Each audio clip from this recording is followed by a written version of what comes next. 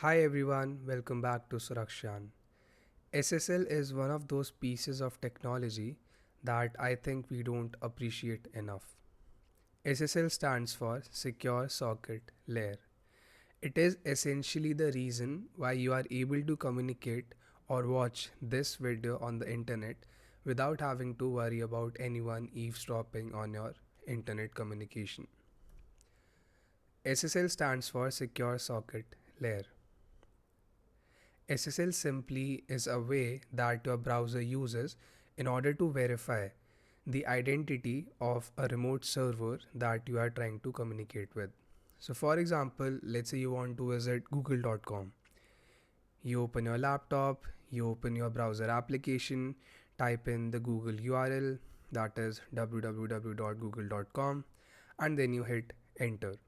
Once you hit enter, your browser or your system sends a request to the Google server. Once that request hits the Google server sends back a digital certificate and the public key. Now, your browser validates that digital certificate and the public key in order to figure out whether the received data is indeed received from the legitimate google.com. That's what SSL is used for, basically to verify the identity of a remote server or a remote host that you're trying to communicate with. So, for example, you're watching this video right now. When you typed in youtube.com in your browser first validated the identity of youtube.com before you could watch this video.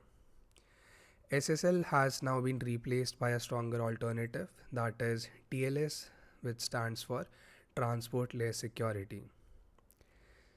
You must have noticed this padlock whenever you visit a website in a browser.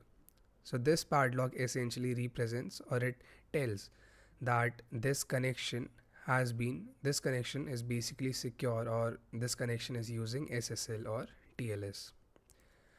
And this warning is also something that you must have noticed on a lot of websites. This warning simply means that a browser is not using SSL or TLS to communicate with this particular website, and you should not enter any sensitive data, because essentially any attacker can intercept the traffic and read all the communication that's happening between you and this particular web application or website. SSL uses a combination of digital signatures, asymmetric encryption, and symmetric encryption. It uses digital signatures in order to verify the identity of the remote server. It uses asymmetric encryption in order to exchange the secret key that it will later use in order to encrypt and decrypt the communication between your browser and the remote server that you are communicating with. And finally, it uses the symmetric encryption in order to encrypt and decrypt the traffic between your browser and the remote server so that no one else can read the communication or what you're watching on your browser.